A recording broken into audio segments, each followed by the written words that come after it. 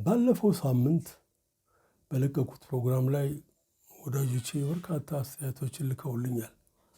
ያከበርኩትና ሊያነጋግረን ይችላል፣ በተለያየ አቅጣጫ እንድናይ ያደርገናል ብዬ ያልኩትን የጸጋዬ ወልደ ሚካኤልን ወይም ጸጋዬ ወሚካኤልን ሐሳብ ላንሳ። የሁሉን የማወቅ ስሜት ብዙ ጊዜ ይታይብሃል። ባነበብከው የምትኖር እንጂ እያነበብክ የምትኖር አይመስልም አለኝ።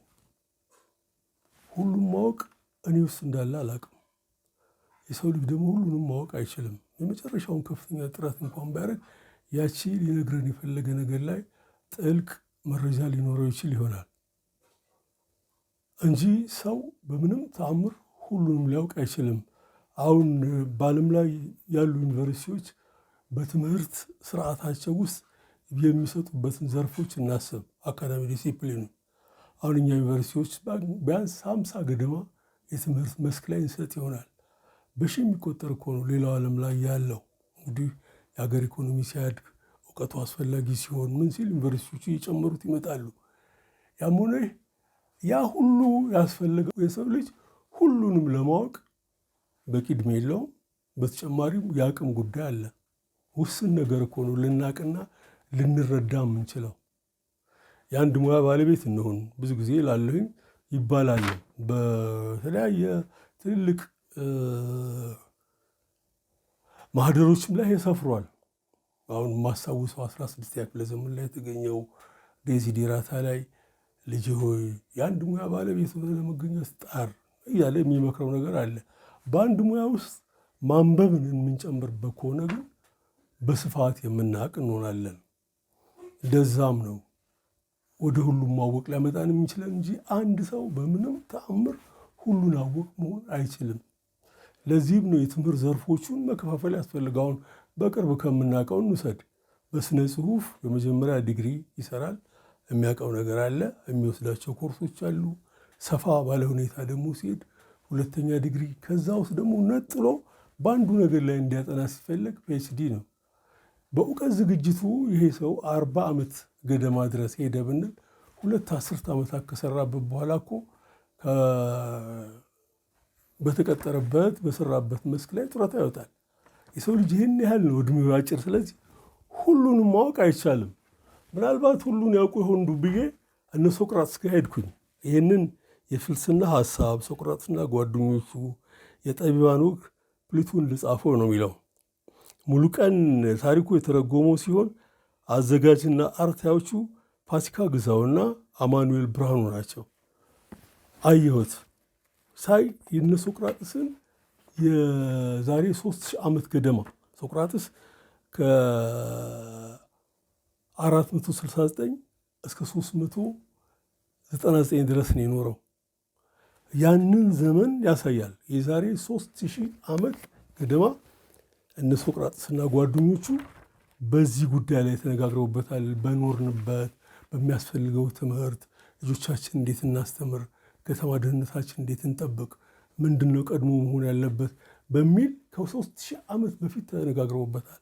አሁንም መሬት ያላወረድነው ሐሳብ እዚህ ላይ ይታያል። ይህንም ተወያይተውበት በኮሌጅ ደረጃ እንዴት ይሰጥ ምናምን ብለው ገና መሰረቱን ሲጥሉ ያሳዩናል እንጂ እነሱም ሁሉን አውቃለሁ ብሎ አስቡም። ሶቅራጥስ ራሱ ምንድነው የሚለው? እኔ የማውቀው አለማወቄን ነው። ከእነሱ ውስጥ ካሉት ፈላስፋዎች ከፍተኛው የቀለም ቀንድ፣ ብዙዎቹ በመስኩ ላይ ያጠኑ የምዕራብ ዓለም ፈላስፋዎች አንቱታን የቸሩት ሰው ነው ይህን የሚለው። ስለዚህም ሰው በምንም ተአምር ሁሉንም ማወቅ አይችልም። ያውቃልን ብዬ አላስብም። ግን በሚደንቅ መልኩ ከሙያቸው ውጭ ባለ ነገር ላይ ተአምር የሚያሳይ ነገር የሚያውቁ ሰዎች ያጋጥመኛል። ያ የሚያመጣው ምንድን ነው? ማንበብ ነው። ስለዚህም ሊያነብ የሞከረ ሰው ጸጋዬ እንዳለው ሁሉን አወቅ ለመሆን ይሞክራል ወይ እየጣረ ነው። ፍጹምነት ግን የለም።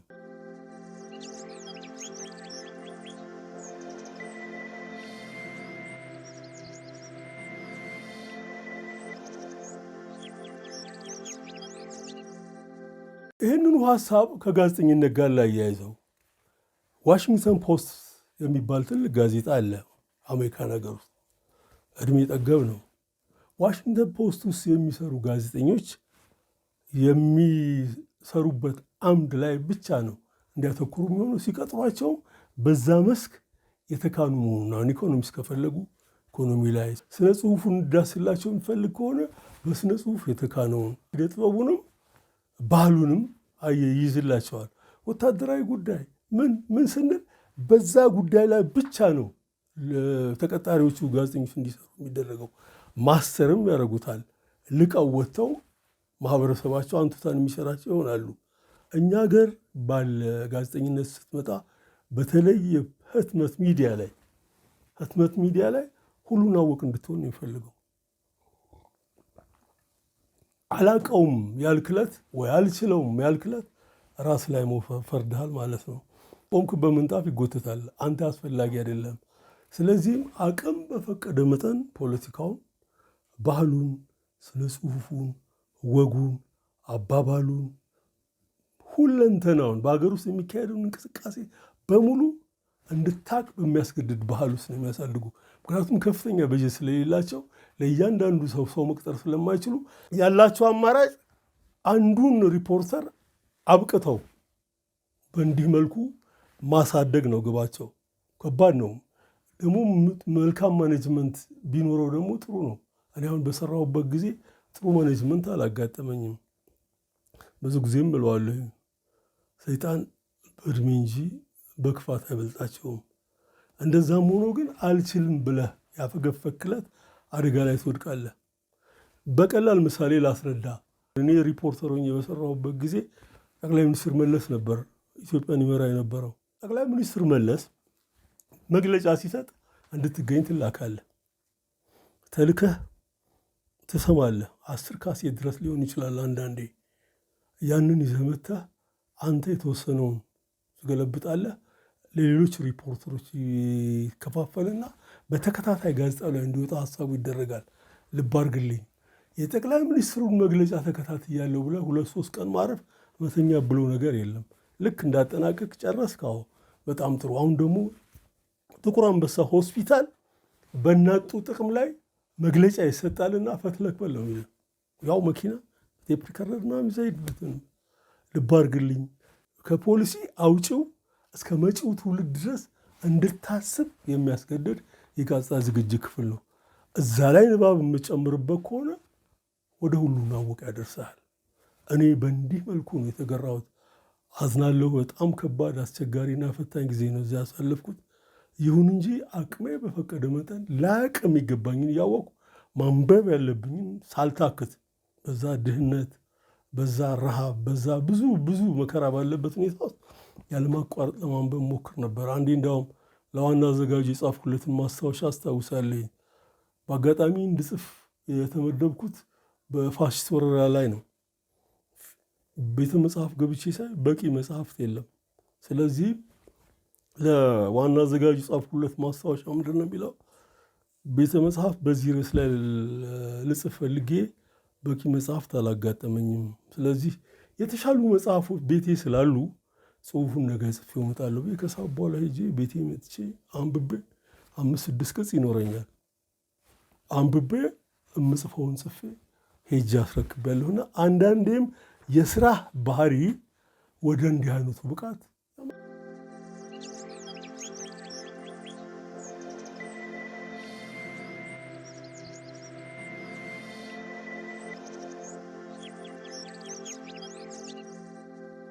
ባነበብከው እየኖርክ እንጂ ያነበብከውን የምትኖር አይመስልም። ባነበብኩት እየኖርኩ ነው። ምክንያቱም ሁሉንም አልጽፈውም። ስለዚህ ፕሮግራሜን በምለቅበት ጊዜ ወጣቶች የሚሰሙኝ ከሆነ መጽሐፍ እንዲወዱ፣ እንዲያነቡ፣ እንዲጥሩ አደርጋለሁ። በዚህም ዩቱብ የሚሰጠኝን አሙሌ ወይም የሚቆርጥልኝ ቀለብ ይቀጥላል። እየኖርኩት ነው። በተረፈ ያነበብከውን የምትኖር አይመስልም። እኖራለሁ። በጣም የሚገርም አይነት ዲሲፕሊን ያለው ጸሐፊ ነኝ። ተራ ደራሲ መሆን አይደለም የምፈልገው። አሪፍ መነበብ የሚችል ደራሲ መሆን ነው የምፈልገው። የመጨረሻ መጽሐፌ የታተመው 2014 ላይ ነው። 4 ዓመት አልጻፍኩም። የጻፍኩት ነገር ስለሌለ አይደለም፣ አለ። ሁሌም ከሚቀጥለው ስራዬ ካለፈው ስራዬ የሚቀጥለው መላቅ ለሚያነቡኝም ሰዎች የረባ ነገር መስጠት የሚችል ደራሲ መሆን ነው ፈልገው። በዚህም በብዙ ጓደኞቼ በሚያነቡኝ ሁሉ እከበራለኝ። ዲሲፕሊን አለኝ። ታላላቆችን በጣም አከብራለኝ። በምንም ተአምር በምገኝበት ቦታ ውይይት ወይም የቴሌቪዥን ቃለ ምልሶቼ ላይ አክብሬ ነው ማንንም የምናገረው። ማንንም ዝቅ አላደርግም። ሙያውን በአቅሜ የፈቀደውን ማስከበር የእኔ ግብ ነው ብዬ አምናለኝ። ብዙ ቦታ እጠራለሁ። ዩኒቨርሲቲዎች እጠራለሁ፣ ሁለተኛ ደረጃ ትምህርት ቤት እጠራለሁ፣ አንደኛ ደረጃ። አሁን ሁኔታዎቹ አላመች ብለው ሁሉንም እየቀናነስኩ መጣሁ እንጂ በአመት ውስጥ 20 ድረስ በረራዎች ሊኖሩኝ ይችላሉ። ከኢትዮጵያ ቤተ መጻሕፍትና ቤተ መዛግብት ጋር በቋሚነት ነው የምሰራው። ሌሎችም የሚያሰሩኝ የሚያገናኙኛሉ። ምንድነው የማደርገው? እንዴት ነው ማንበብ ያለባችሁ? የማንበብ ዲሲፕሊኑ ምንድን ነው? ከመጽሐፍ ጋር ያላችሁ ወዳጅነት ሲል በሚሄድበት ቦታ አንድ የማደርገው ነገር ቢኖር ምንድነው? ንጽህና መጠበቅ ነው። በመቆሸሽ አላምንም። ድርሰትን እወዳለሁ፣ ደራሲነትን እወዳለሁ። ግን ንጽህናን ባለመጠበቅ መጠቀስ አልፈልግም። በተለይ ህፃናት ጋር ደግሞ መሄድ ከሆነ ከላውንደሪ የወጣ ንጹህ ልብስ ለብሼ ፐርፊውም ሁሉ እቀባለሁኝ። ልጆቹ ልጅነትን የጻፈው ሰውዬ ነው ተብሎ ተነግሯቸዋል፣ ተነቦላቸዋል፣ ወደውኛል። ልክ በአካል ሲያገኙ ደግሞ ሲያቅፉኝ ጠረኔን ሁሉ እንዳይረሱት ነው የማደርገው። ስለዚህ በተቻለኝ መጠን የማነበውን የምኖር እንጂ የማትኖር ሰው ምባል አይደለሁም። በትንሽ ነገር ሞክረው መጨብጨባው አስክሯቸው ራሳቸውን አንቱ ያሉ፣ ሌሎቹን ለመዝለፍ በጣም የሚደፍሩ፣ የጻፉትን መጽሐፍ በመድረክ ደረጃ ሁለተኛ አንተን መጽሐፍ ሼልፌ ላይ አላስቀምጠውም እንዲህ አይነት ነገር ትጽፋለች ተብሎ እስከሚነገራቸው በደረሱ ደራሲያን መካከል መሆን አልፈልግም። በጣም ነው ራሴን የማከብረው፣ ማህበረሰቡንም የማከብረው፣ ድርሰቱንም የማከብረው። የጻፍኳቸውን መጽሐፍ ማየት ብቻ ነው። ምን ያህል በጥንቃቄ ሰርቻቸዋለሁ እማኝ ስራዎች የሚቆሙ ይመስለኛል። እና ሳነብ አድምቼ ነው የማነበው። የሚያስፈልገኝን በቅጡ አውቀዋለሁ። በደንብ ተዘጋጅቼበት ነው የሚሄደው። አቅሜ የፈቀደ መጠን ያደረግኩ የላቀ ስራ መስራት ካልቻልኩ እዚሁ ላይ ብቆም እመርጣለሁ። እዚህ ድረስ ስራውን አከብረዋለሁ። ይህንን አይነት ዲሲፕሊን እንድቀበልና ተግባራዊ እንዳደርግ ያደረገኝ ያነበብኩትን መኖር በመቻሌ ነው።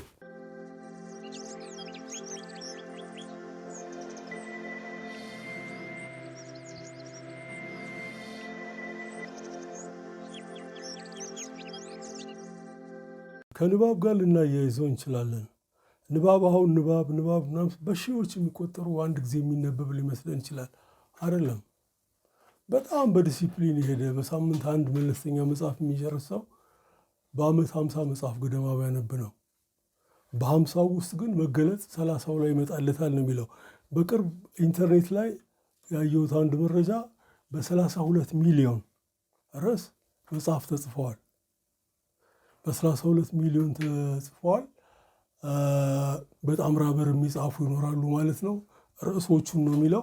ከዛ ውስጥ ምርጥ የተባለው አንባቢ ሰግቶ ህይወቱን በሙሉ አንብቧል የሚባለው አንባቢ 6000 ኮፒ ቢያነብ ነው የሚለው። 6000 ኮፒ ቢያነብ ነው። ለመጀመሪያው መገለጽ ግን 30 መጽሐፍት ይበቃዋል። ማን እንደሆነ፣ ምን እንደሆነ፣ ዝንባሌው ምን እንደሆነ፣ ተሰጥኦ ምን እንደሆነ ራሱን ለማወቅ እድልና አጋጣሚ ይፈጥርለታል። የሰው ልጅ በጣም አጭር ጊዜ ስለሆነ የሚኖረው 6000 ብዙ ነው። ስንቶቻችን ሞልቶልን ነው 6000 ምናነባውን ያነበቡትን በቁጥር በመግለጽ ከኛ ደራሲያን ከበደ ሚካኤል ተጠቃሽ ናቸው። እስከ 3000 መጽሐፍት በዲሲፕሊን አንብቤያለሁ ብለው የካቲት መጽሔት ላይ በሰጡት ቃለ ምልልስ ማንበቤን አስታውሳለሁ። አምኛለሁ ከሰሩልን ከጻፉልን ስራዎች አኳያ በወቅቱ በደንብ ላይት እንደሆነው ከአንድ ቋንቋ በላይ አንብበው የሚያውቁትን በጥበበ ቃላት ሊገልጹልን የመጨረሻውን ጥረት ያደረጉ ደራሲ እሳቸው ናቸውና የሰው ልጅ በጣም አጭር ጊዜ ስለሆነ የሚኖረው ለአንብብ እንኳን ቢል የሙሉ ጊዜ አንባቢም ልሆን ብል ከዛ ፈቅ ማለት አይቻልም። በጣም ከባድ አስቸጋሪ ነው። ዓለም ያላት እውቀት እልፍ አእላፍ ሆኖ እኛ የምናውቀው ውስን ነው።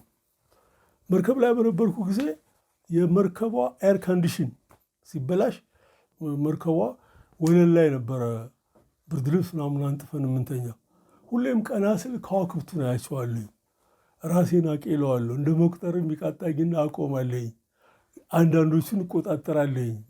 በድሮ ናቪጌሽን መርከቦች በሚሰማሩ ጊዜ ለተለያዩ ኮከቦች እየተመሩ ስለሆነ ኮከቦቹን ለማወቅ እውቀቱ ካላቸው ልጆች ጋር አወያያለሁና በጣም ጥልቅ፣ በጣም ሰፊ፣ በጣም ልንገምተው ከምንችለው በላይ ባለ ዓለም ውስጥ እንደ ሰው የምናውቀው ውስን መሆኑን ወዳጄ ጸጋዬ ወልደ ሚካኤል ቢያቅልኝ ደስ ይለኛል።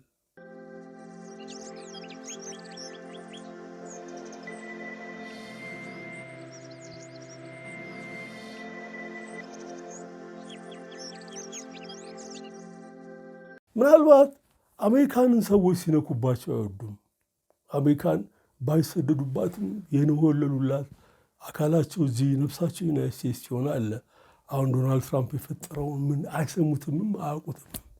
በነገራችን ላይ ራሳቸው አሜሪካኖች አስደንግጧቸው ሮናልድ ሬጋንና ኦባማ አሜሪካን የሁሉም ሀገር መሆኗል ማህበረሰቡ ከተለያየ አቅጣጫ መጥቶ መንግስት መስርተው ህግ አውጥተው አገር እንደሰሩ ማውራት ጀምረዋል። ሾርት ቪዲዮዎች ዩቱብ ውስጥ ገብታችሁ ብታዩ ታገኟቸዋላችሁ። መሪዎቻቸው ናቸው ይህንን የሚሉት። ምክንያቱም ዶናልድ ትራምፕ ያናጋው ነገር አለ። ያን ማዕበል ጸጥ አድርጎ ተረጋግቶ አሜሪካዊው የተጠጋቸውም አሜሪካንን ጥላ ከለላ ያደረገው አብሮ እንዲሄድ ለማድረግ ያደረጉት ነው እና እኔ አሜሪካንን ነክቼበታለሁ። ያለውን ለድህነት 43 ሚሊዮን ራሳቸው የለቁት ዌብሳይት ላይ ያገኘሁት ነው። የመሀይሙንም ቁጥር ከዘመናት በፊት ምናልባት ከ25 ከምናምን ዓመት በፊት አዌክ ላይ ነው ያነበብኩት። አዌክ የጆዋ ዊትነስ ልሳን ነው። የሚገርመው አጋጣሚ ብዙ ሳይንሳዊ ነገር ለአመታት ነው ያስነበበኝ። አንድ ቅጽ ሁለት ቅጽ አይደለም፣ ከ20 ዓመት በላይ አዌክን አንብቤያለሁኝ። እምነቱን ተቀበልኩ ማለት አይደለም። እምነቱን ለአማንያን ስቼ ሳይንቲፊክ ትንታኔያቸው አሁንም ይጥመኛል እና ከእነሱ ያገኘሁት ነው። እስረኛውን ምን ያህል ፐርሰንቱ ጥቁር እስር ቤት እንዳለ አውቃለሁ። እስከ 80% ይደርሳል። በረንዳ ዳሪው በሁሉም ስቴት ውስጥ አለ። አሁንም ይለቁታል። በሚያሳዝን በረንዳ ዳሪ ነው። እንደኛ ተንከራቶ እንደምንም ሆዱን በልቶ በረንዳ ማደር ሳይሆን ሱስ ድራሹን ያጠፋው ትውልድ አለ። እኔ ኢትዮጵያውያንንም እኮ አውቃለሁኝ። የራሴ የቅርብ ወዳጅ የሰፈር ልጆች የሆኑ ልጆች ዋሽንግተን ውስጥ ካርቶን አንጥፎ እንደሚተኙ አውቃለሁኝ። ይሄንን ማንሳት እችላለሁ። የዛን ዕለት አልመጣልኝም ሀሳቡ።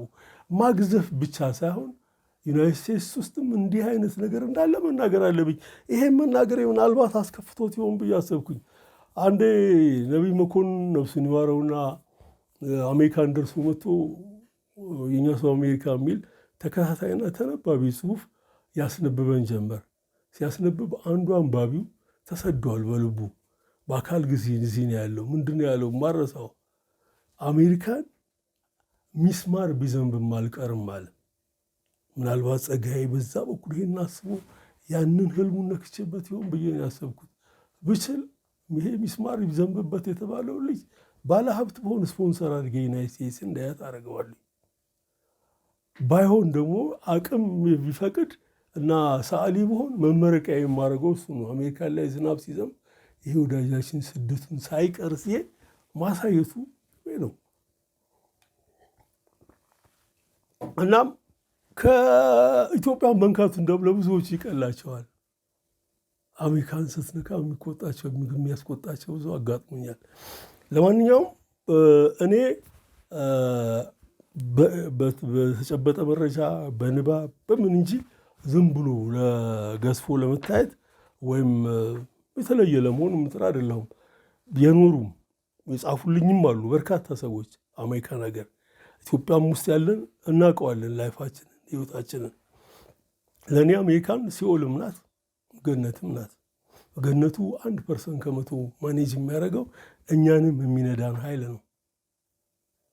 99 ፈግቶ ነው የሚኖረው። እያንዳንዷ ዶላር ላብ ሳይሆን ደም አጥቅሳ እንደምትወጣ ይገምታለኝ። እዚህም ሲኦልም አለ ገነትም አለ። አቅሜ በፈቀደ መጠን እኔ ገነቴን እየሰራሁ ነው የምኖረው። አሁን የሙሉ ጊዜ አንባቢ ነኝ ብል ምን ያህል ይገርም ይሆን? ምንም የምሰራው ሌላ ስራ የለም። የምሰራውም ስራ ካለ ቤት ነው የሚመጣው። አማርመውን አርሜ ማስተካከለውን አስተካክዬ በአካል ሰዎች ሊያገኙ ሲፈልጉ ወጣ ብዬ አነጋግሬያቸው ተመልሼ መደበኛ ስራ ውስጥ የምቀመጠው። ብዙ ጊዜ የሙሉ ጊዜ አንባቢ ነኝ ማለት እችላለሁ። እዚህ ጋር ያደረስኩት ምንድን ነው? ፈግቻለሁ። ትንሽ ፍራንክ ሰራሁ። ይሄን እመኘው ስለነበረ በሳምንት አንድ ቀን መጽሐፍቶችን ሰበስብ እመጣለሁ። በዲሲፕሊን ቁጭ ብዬ ልቅቅ አድርጌ አንብቤ ለራሴ የሚይዘውን ይዝና ለወዳጆቼ አየር ላይ ለሚያገኙ ሁሉ አካፍላለሁ። ይሄ ሁሉን አወቅ የሚያደርግ ከሆነ ወንድሜ ለአስተያየት በጣም አመሰግናለሁ። ምክንያቱም ዲሲፕሊኔን ለልጆች እንዳጋራ እድልና አጋጣሚ ፈጥረህልኛልና ነው።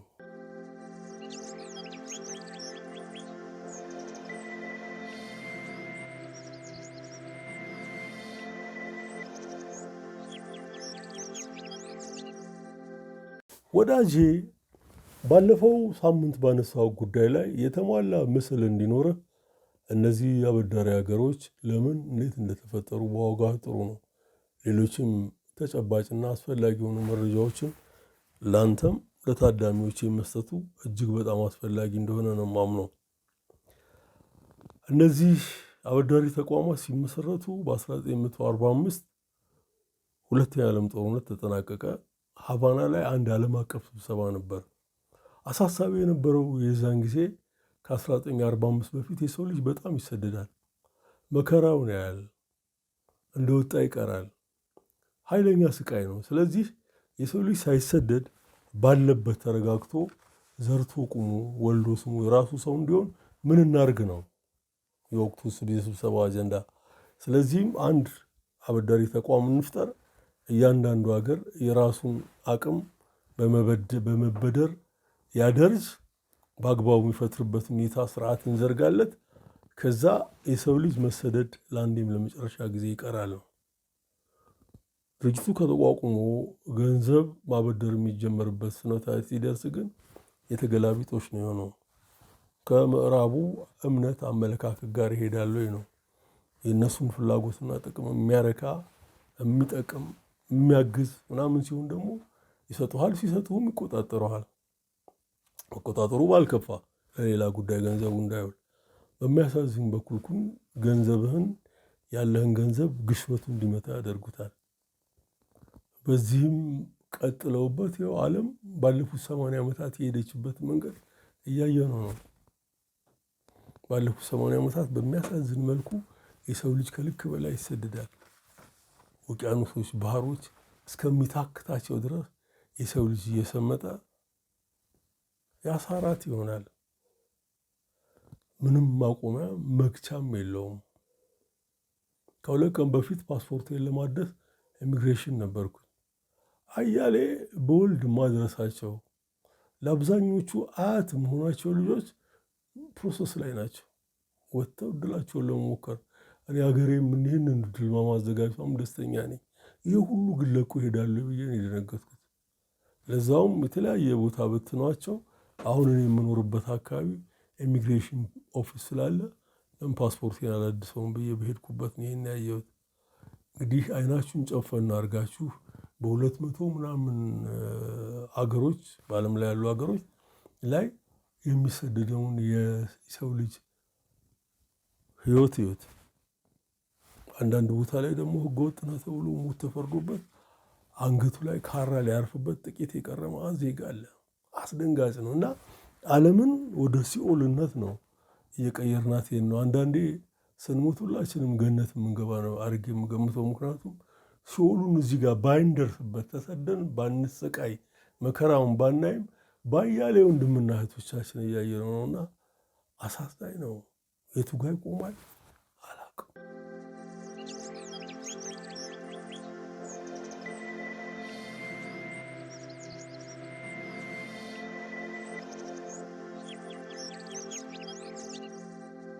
ከትምህርት ስርዓታችን ጋር እንዳያይዘው በ1980 ዚምባብዌ ውስጥ ሐራሬ አንድ ዓለም አቀፍ የአፍሪካ ምሁራን ስብሰባ ተካሂዶ ነው። የአፍሪካ ዩኒቨርሲቲ ፕሬዚዳንቶች ስብሰባ ነው የተካሄደው።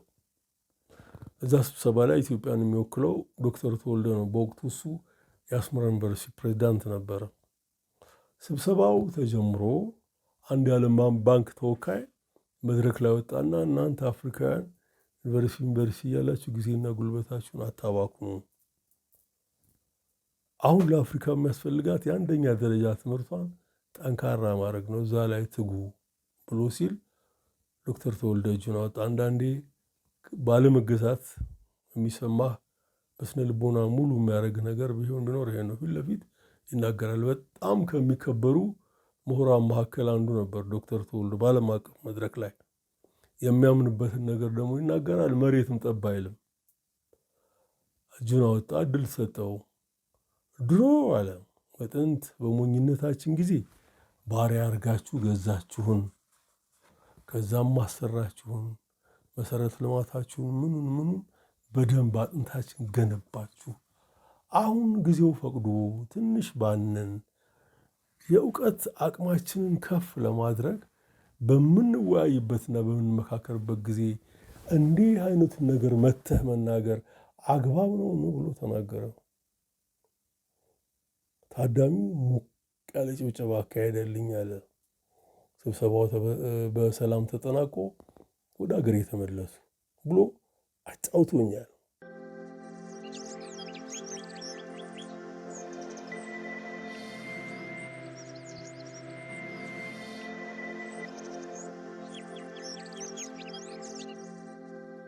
ወደኋላ ልመለስ። 80 ላይ 69 ይዣችሁ ልሄድ ነው።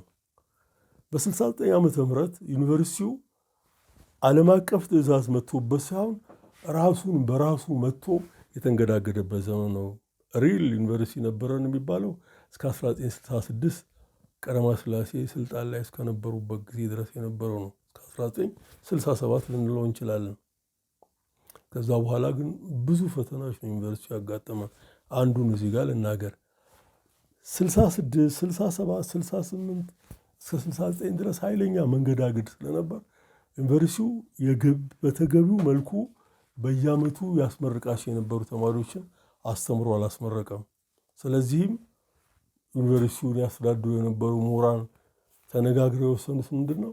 አንዳንድ ፕሮግራሞች ማስቀረት፣ ከዛ ክራሽ ፕሮግራም አድርገን ተማሪዎቻችንን እናስመርቅ ተባብለው ከ69 በኋላ የተቀበሏቸውን በክራሽ ፕሮግራም ነው ማስመረቅ የጀመሩት። ሰባዎች ውስጥ ናይሮቢ ውስጥ ደግሞ የዓለም አቀፍ ዩኒቨርሲቲ ስብሰባ ነበር። ዓለም አቀፍ ዩኒቨርሲቲ ስብሰባ ላይ ኢትዮጵያ ልትሳተፍ ሄዳለች። ናይሮቢ ውስጥ የተቀበሏቸው ሰዎች እናንተ ሀገር ዩኒቨርሲቲ የሚባል ነገር የለም፣ ምክንያቱም ክራሽ ፕሮግራም አድርጋችሁ በተልኮሰኮሰ መንገድ ተማሪዎች እያስመረቃችሁ ነው። ስለዚህም እንደ ታዛቢ በኮሌጅ ደረጃ ነው መገኘት ያለባችሁ ተብለው ተከልክለዋል። ይህን የሚነግረኝ በ1973 አካባቢ ራመቶ ሻይ ቤት ተገናኝተን በራድ እየጠጣን ያጫወተኝ በወቅቱ ዩኒቨርሲቲ የመግባት ተስፋ የነበረው ጓደኛ ኤፍሬም የማነ ነው። ኤፍሬም የከፍተኛው ማህበረሰብ አባል ነበር ማለት ይቻላል። አባቱ ከምሁራኑ መካከል አንዱ ናቸው። ኢሲኤ ነው የሚሰሩት። ስለዚህም መረጃው አላቸው እና ዩኒቨርሲቲ አዲስ አበባ ዩኒቨርሲቲ አልገባም በሚል ከአባቱ ጋር ተነጋግሮበታል። ከዛም ወደ ሶቪየት ህብረት፣ ከዛም ደግሞ ወደ ናይሮቢ ዘልቆ አንደኛውን ሁለተኛ ዲግሪ መስራቱን አውቃለሁኝ። ይህ እንግዲህ በዩኒቨርሲቲዎቻችን ላይ እነሱ ተጽዕኖ ሳያመጡብን እኛም ራሳችን አብዮትና አብዮተኞች ተብለን በተፋጀንበትና ትምህርቶቹ በተቋረጡ በ4 ዓመታት ጊዜ ውስጥ በፈጠርነው ክራሽ ፕሮግራም ተቀባይነታችን በጣም ዝቅ ብሎ እንደነበር አንዱ ማስረጃ ነው።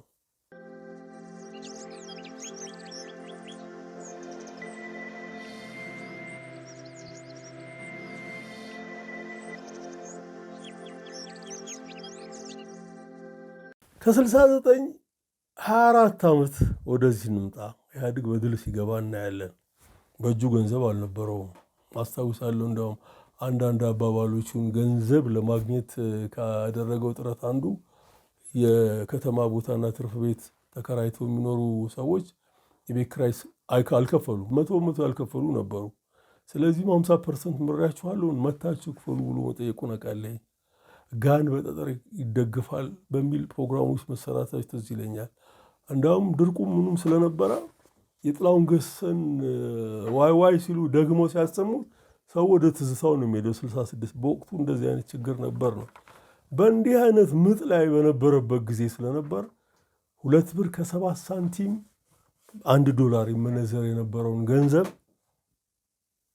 5 ብር አደረገና መቶ ጨምሮ ማለት 5 ብር አደረገና $1 በ5 ብር ሂሳብ እንዲመነዘር አድርገ ያው ብድሩ ምናምን ማግኘት ስለነበረበት መንግስት ስትሆነ ግድ ነው። የታነቀ እውነቱን ይናገራል የማምነው የለውም ነው ነበረበት። ችግር አደረገ። ሌላው አጀንዳውን ለማካሄድ አዲስ አበባ ዩኒቨርሲቲ ውስጥ 42 ምሁራንን አባረረ። ይህን ሲያደርግ ኃይለኛ ጫጫታ ነው በሀገሪቱ የተፈጠረው። በርካታ ፕሬሶች በዚህ ጉዳይ ላይ ጽፈዋል። እንደ አጀንዳ የተነሳው ነገር የብሔር ብሔረሰቦችን አጀንዳ ለማካሄድ በኢትዮጵያዊነታቸው የሚያምኑትን ታላላቅ ጎምቱ ምሁራን አባረረ ነው። ነገሩ በአንድ ድንጋይ ሁለት ወፍ እንደሚሉት ነው። አንዱ እሱ ሲሆን፣ ሁለተኛው ግን የዓለም አቀፍ ተቋማቱን አጀንዳ ማስፈጸም ነበረበት። ለእኔ እንደዛ ነው። ብዙ ሰው ከዛ ጋር አያይዞ አላሰበው። የሚገርመው አጋጣሚ ይህም ሲሆን እኔ ከዶክተር ተወልደ ጋር እየተወያየሁ ለምን እንዳነሳሁበት አላውቅም። ዶክተር ተወልደ ደግሞ በወቅቱ የአካባቢ ጥበቃ ባለስልጣን ስለነበር በሌላ ጉዳይ ላይ ተወጥሮ ስለነበር እኔ እድሉ ነበረኝ አንስቼበት እንድንወያይ፣ ግን ትዝ አላለኝም በወቅቱ ወይም ጉዳዩን አላነሳሁበትም እንጂ 42 ምሁራን ከአዲስ አበባ ዩኒቨርሲቲ ሲሰናበቱ አንዱ የዓለም አቀፍ ተቋማቱን ፍላጎት ከማሳካት አኳያ ዩኒቨርሲቲው ማኮላሸት ነበር። ሂዱ ኡጋንዳ በጣም ድንቅ የሆነ ማካራሪ የሚባል ትልቅ ዩኒቨርሲቲ አለ። አሁን በዛ ድሮ ግርማ ሞገሱ ላይ ነው ያለው። ሄዱ ናይሮቢ ዩኒቨርሲቲ ተጠቃሽ ነው። በርካታ አፍሪካን ወንድሞቻችን ናይሮቢ ድረስ ሄደው ተምረው ተመርቀው ወጥተዋል። አሁን ያ ጉልበትና አቅም አለው ወይ? ቆም ብለን ቆዝምበት።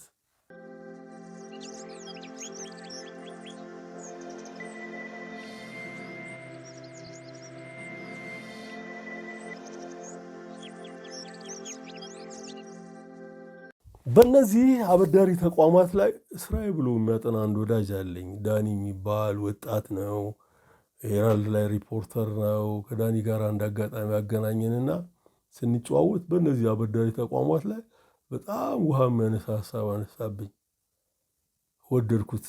ያው እንደምታውቁት ምንጮቼ ከመጽሐፍም ከሊቃፍም ነውና ወዳጄን ጆሮ ከፍቼ ጠየኩት። የጠየኩት ምንድን ነው? እንደው ከነዚህ አበዳሪ ተቋማት ነፃ የሆነ ሀገር አለ ወይ ብዬ ስለው እኔ እንጃ፣ ምናልባት ኤርትራ ትሆናለች፣ ምንም አይነት ብድር የሌለባት። ይሄ በጣም አስደሰተኝ። ቢያንስ አንድ ሀገር ከ52 ምናምን ሀገሮች አንዷ ተርፋልናለች በሚል ስሜት ደስ ብሎኝ፣ ኤርትራዊ ጓደኛ ደግሞ አለኝ እዚህ አዲስ አበባ መጥቶ የሚያርፍ አሜሪካን ሀገር የሚሰራውን ይሰራራና ትንሽ ጥሪ ሲኖረው አዲስ አበባ መጥቶ አንዱ ኮንዶሚኒየም ውስጥ ተከራይቶ ይኖራል። ይደውልኛል፣ እንገናኛለን፣ መረጃ እንለዋወጣለን። ሁለታችንም የሁለቱም ሀገር ዜጎች ነን ብለን ነው የምናስበውና ደስ እያለኝ ኤርትራ የዓለም አቀፍ ተቋማት ብድር የለባትም ብዬ ስነግር ዘባል አለኝ። እንዴት እለዋለሁ? አለባት። ለምን የለባትም?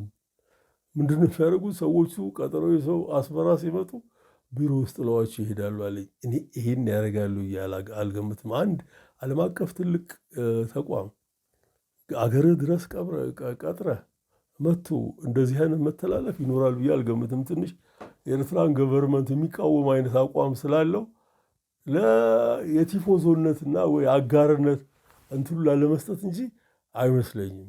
ኤርትራ ከዕዳ ነፃ ናት ብዬ አስባለሁ። ብትሆን ነው ደስ የሚለኝ። ምክንያቱም ሁሉም አስቸጋሪ ሁኔታ ውስጥ ነው ያሉት። ስለዚህም ኤርትራ ላይ ቆሜ ምን ይታየኛል መሰላችሁ? ቁልቁል እንዲሳይ አንዱ ገበሬ ክምሩን ያዋል፣ የራሱን ክምር ይልና አይ አንቺ ክምር ያለሽ መስሎሻል፣ ተበልተሽ አልቀሻል ይላል። ምክንያቱም ገበሬው ወቅቶ ዕዳውን ሲከፍል ምንም አይኖረውም። ምናልባት ቢተርፈው ዘር ነው። ዘር አታሳጣን ሳትሉ